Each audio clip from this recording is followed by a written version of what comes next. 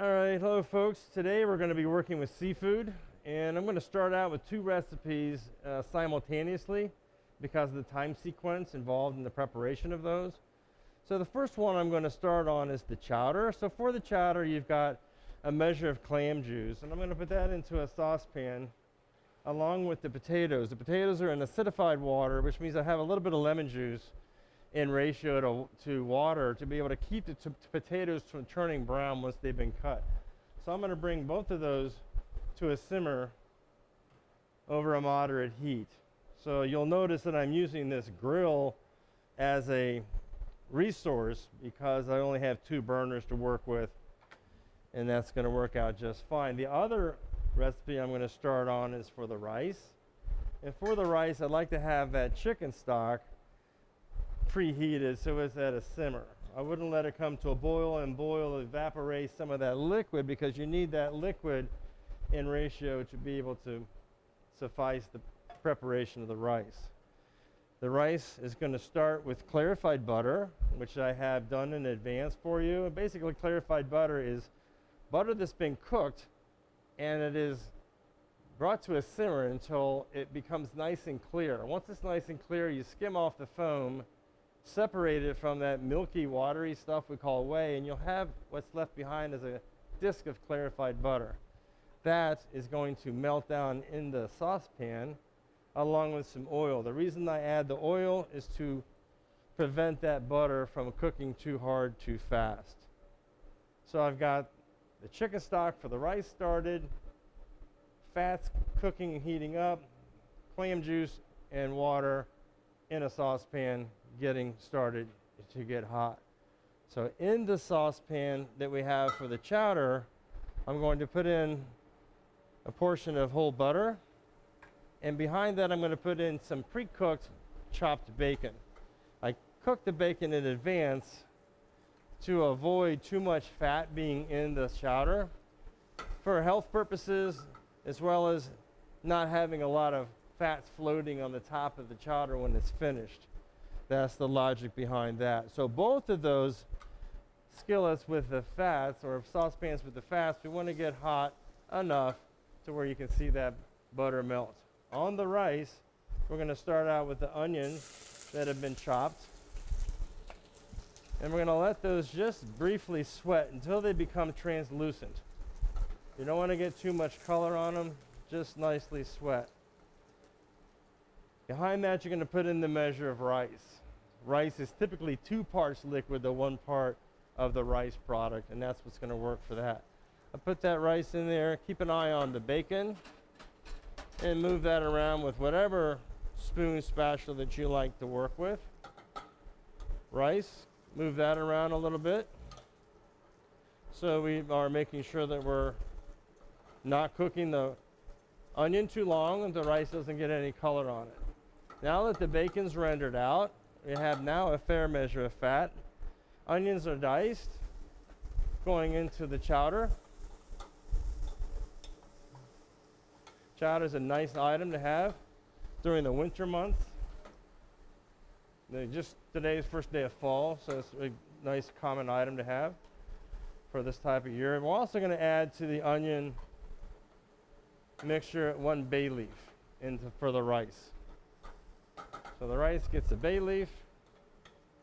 Once you're able to get that chicken stock to a simmer, even if it doesn't come to a simmer, the reason why I like to simmer it ahead of time is that it reduces the cook time of the rice. So once you've achieved translucent appearance of the onion, add in the chicken stock. At that point, it should come into a boil relatively quickly.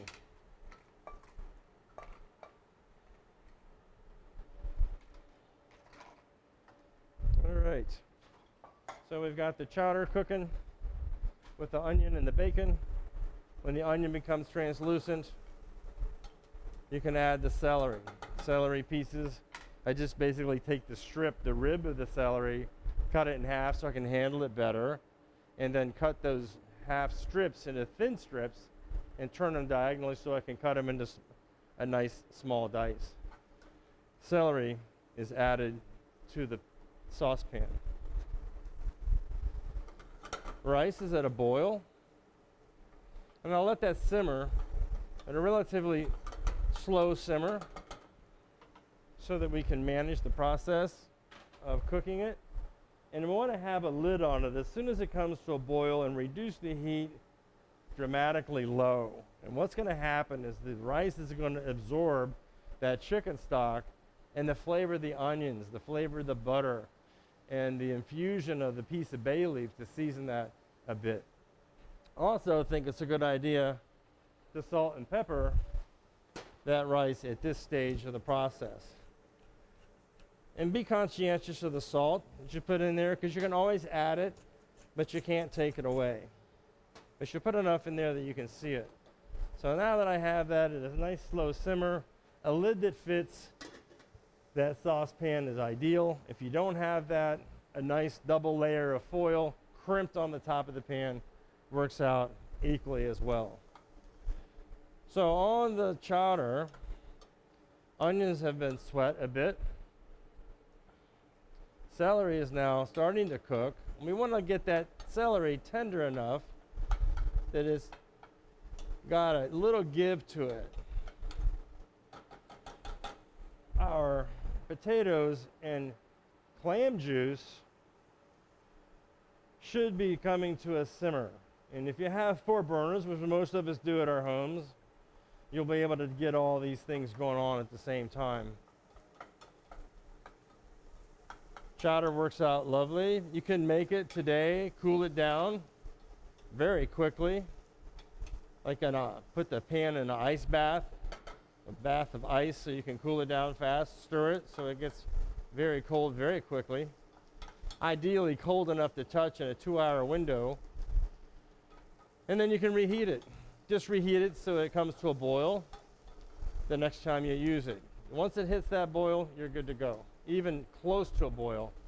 It really has to go to 165. Sounds a little complicated at home, but to where it starts to simmer and it's hot in the middle, that's about the appropriate temperature you want it to be.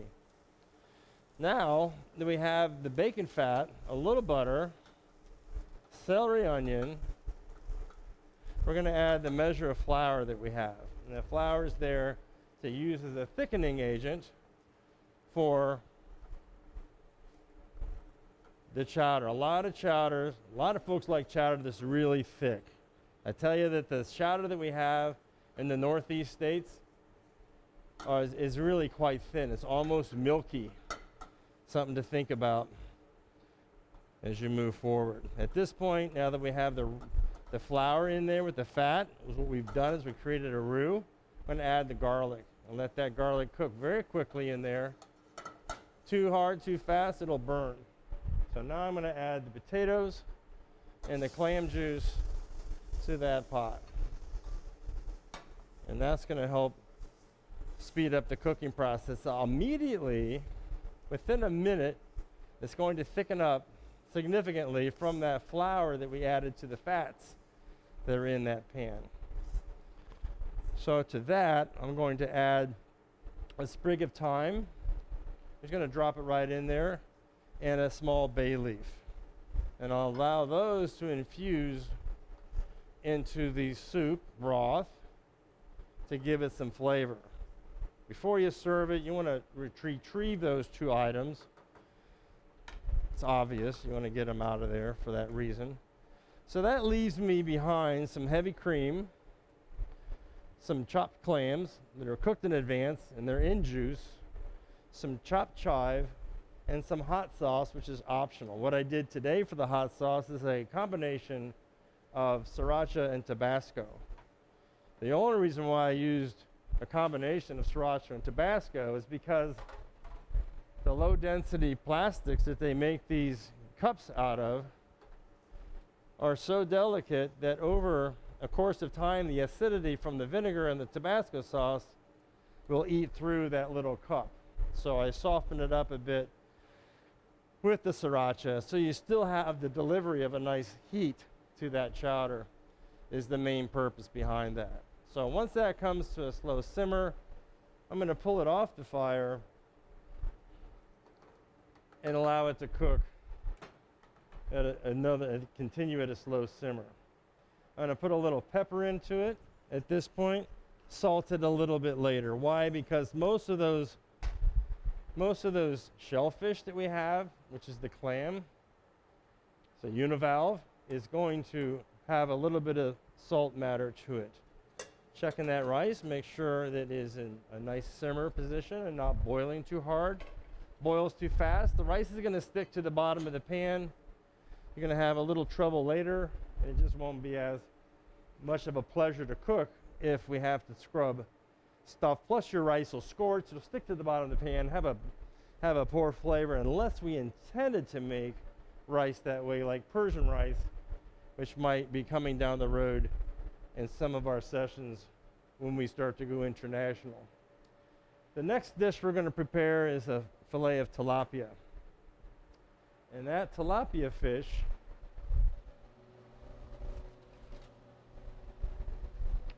you have in your home kits. It's in a reduced oxygen packaging unit. That unit should be thawed out in the refrigerator, usually overnight does the job. If not, you can run it under water, continuous running water. It should be cool to touch in a little pan to be able to have that water run over it. You also have a unit of flour for the tilapia.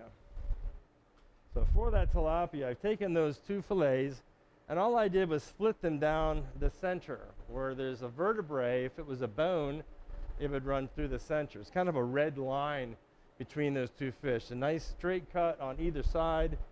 And then from that, I separated the top loin, which is the top of the fish, into two parts for more even cooking style in the skillet. And I did that for both fillets. The bottom side, which is where the belly is, as it swims through, I left intact because it's going to cook nice and thin. They're going to cook very quickly. So the two fillets are cut into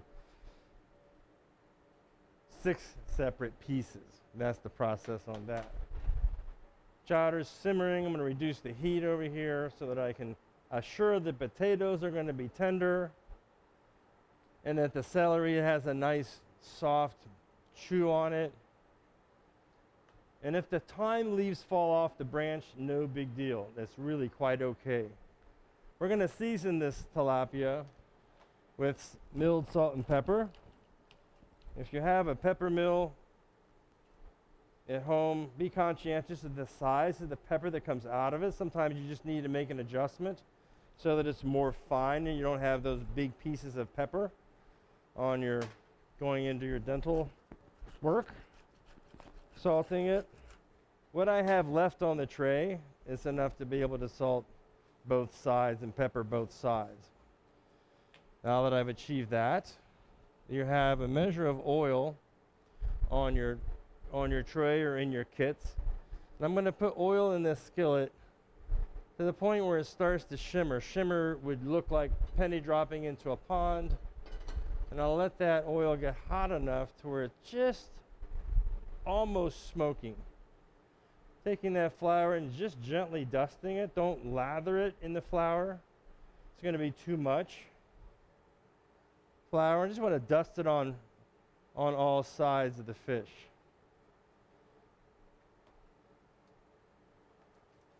Belly slices and the top loin that has been split. So naturally, because these top loin slices are bigger, I'm going to put those in the skillet first. And if you were to look at the fish, there's the skin side, which is going to be the softer, more rounded side of the fish. And then you have the side that's close to the vertebrae, the bone matter. And you can almost see those stripes from where the bones were on the fish. We're going to have that skin side down in the skillet. And when we put it in the skillet, we should hear the sound of this cooking immediately when we drop it in there. So those 4 slices of the top loin to go in first. And that leaves us with these 2 thinner fillets from the belly portion of the fish. While that's happening, I'm going to take a look at the chowder.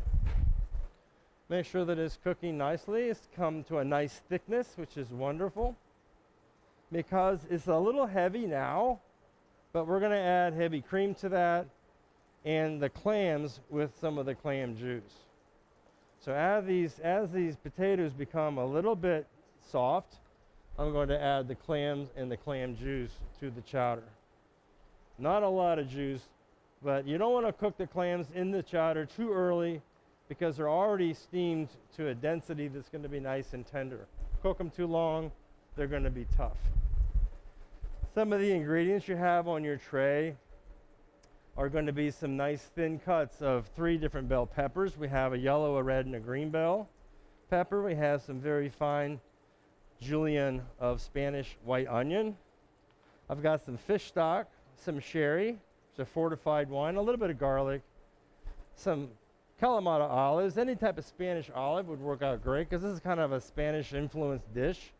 And then we have what we call tomato concasse, or tomatoes that have been peeled and seeded and then cut into strips. I have a lemon that I just split in half for the intent and purpose of being able to keep it simple. And on this particular tray, we have enough fresh thyme on the stem to be able to flavor the stock when we put it in the skillet. And I saved myself a little bit of parsley that I'm going to use as an accent garnish because I like the way little accent garnishes look on plates when we plate them. The rice is working well. I still see some steam vapor.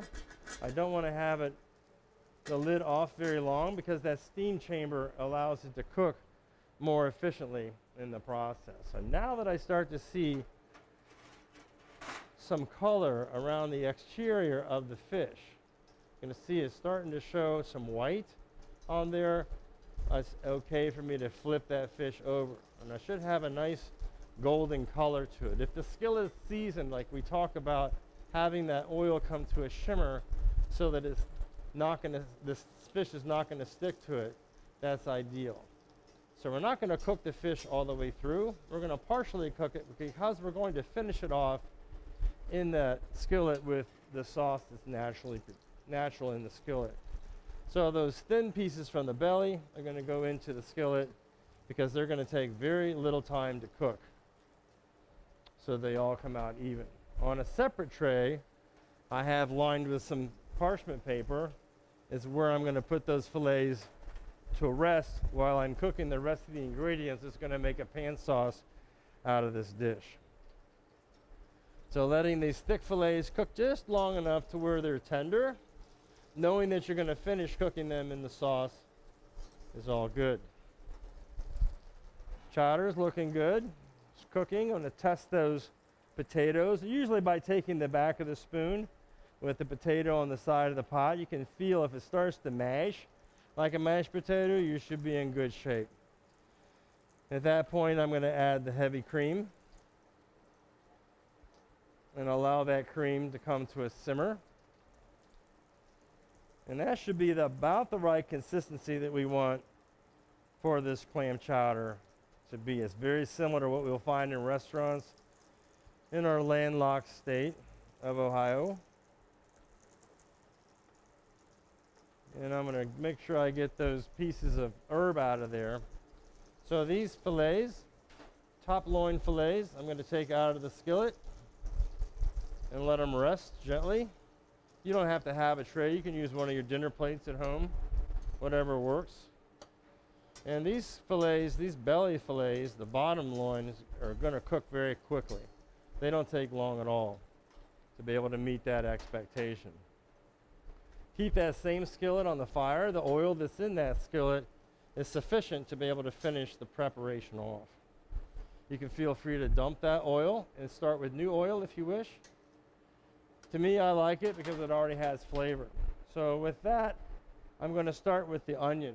The julienne cuts of onion in that skillet and let them start to pick up just a little bit of color, not a lot. So you have a lot more oil than you really need on your trays or in your home kit. Don't feel like you need to use it because you'll almost be shallow frying that tilapia if you use all that oil. So a smaller amount's okay.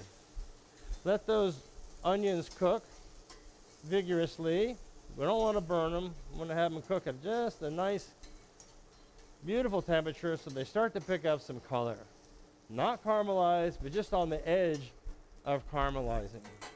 I'm going to drop in the garlic and let that move around just briefly right behind it with the 3 bell peppers. The beautiful rainbow of red bell, yellow bell, and green bell pepper, all nice, consistently sized cuts so that they all cook at the same time frame. Now, standing up here, I can smell the sweet flavor of that garlic along with the caramelized onion.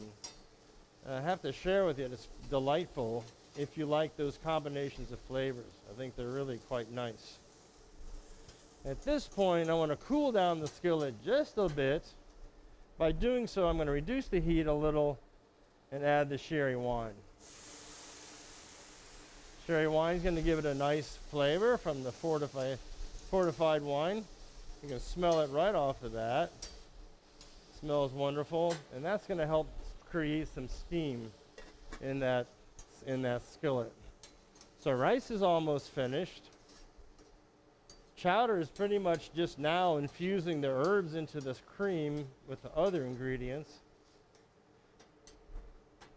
As that's cooking, as the sherry wine is reduced down, I'm going to add the fish stock and allow that fish stock to come to a simmer and let it cook down a bit.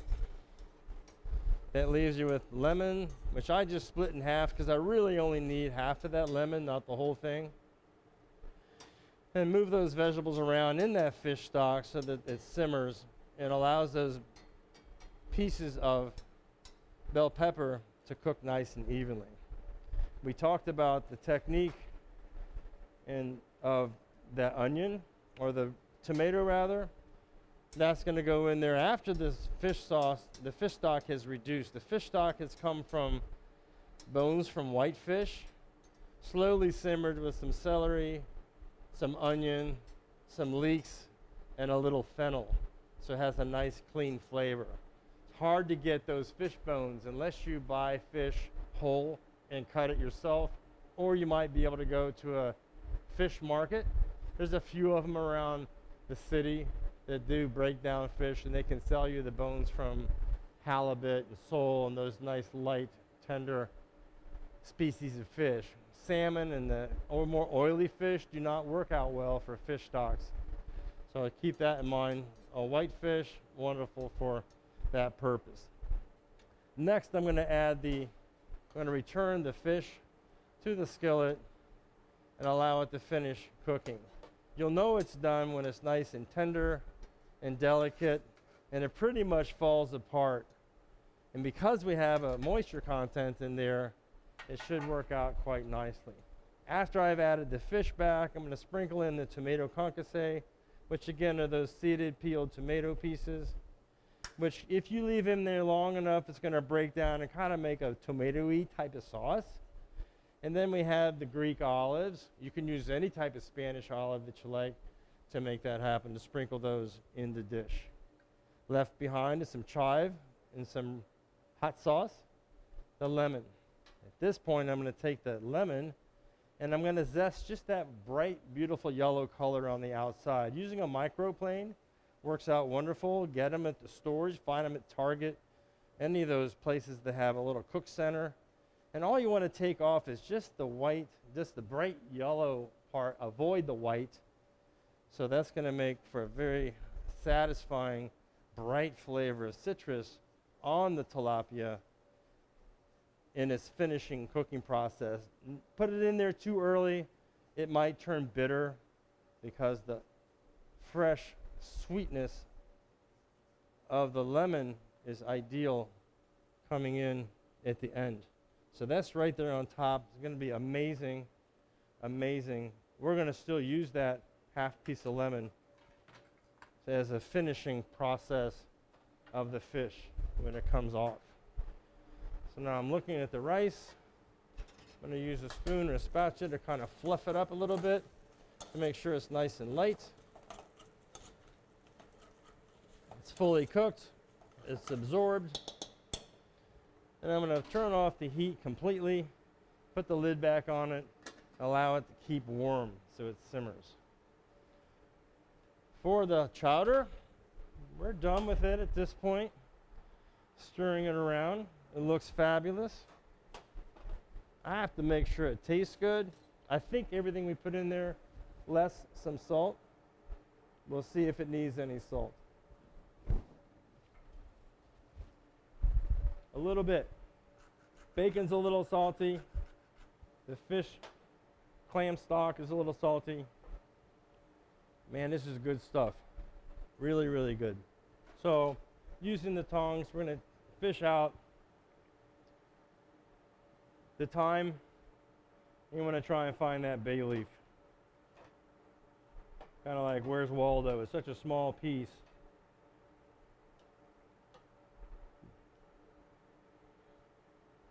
I always think I've got it, and then I don't. It's easy to find when you're eating it. If you have a group of people over, you can consider it a door prize for somebody who found it. Just going to ladle that fish into either individual cups or into the bowl. This is going to be more of a family style presentation of that. If I see that bay leaf, I'll pull it out.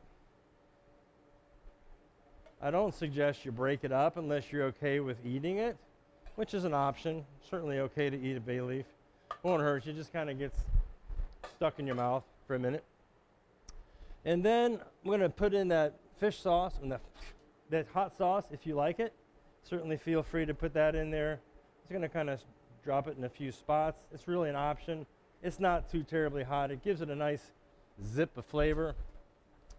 And then we're going to finish it with some chives. You can either put them dead center, or you can put them around the exterior of the bowl, just for a nice accent garnish. And the chives are nice and mild, of the onion family, have a delicious flavor, and I think help lift that dish a good bit. To finish that off at home, I might serve saltine crackers, some dry breadsticks. Oyster crackers would be ideal if you want to add more carb to that dish. That would be lovely. Rice is done, steamy hot. We're simply going to plate that rice with some rice in the center of the plate. This is if I was to plate it at home. Has a nice polished look to it. A little bit of golden color from the value and the quality of the chicken stock that we used. I have the bay leaf right here that I'm just going to fish out and set off to the side so we don't get it later. And then I'm going to finish off by adding the citrus juice to the fish in the skillet. Whatever you can squeeze out of there is going to be fantastic. Then just simply plate the fish. I'll usually take the belly piece and drop it down there on top of the rice, and then a couple pieces of the top loin with some bell peppers, tomatoes, olives in between each of the layers, and top it off with the larger piece of the top loin right there on top. Pull off the thyme leaf, kind of rest it on there, and if I have any type of liquid left behind in my skillet, I might take that liquid and drop it on top. And then if you have an herb, I like to use only herbs that you could eat and enjoy.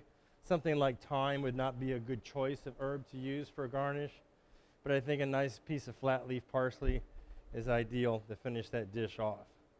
So you have a nice rice pilaf, classical preparation of the rice pilaf, and a lovely New England style clam chowder, all of which make lovely meal cooking with seafood.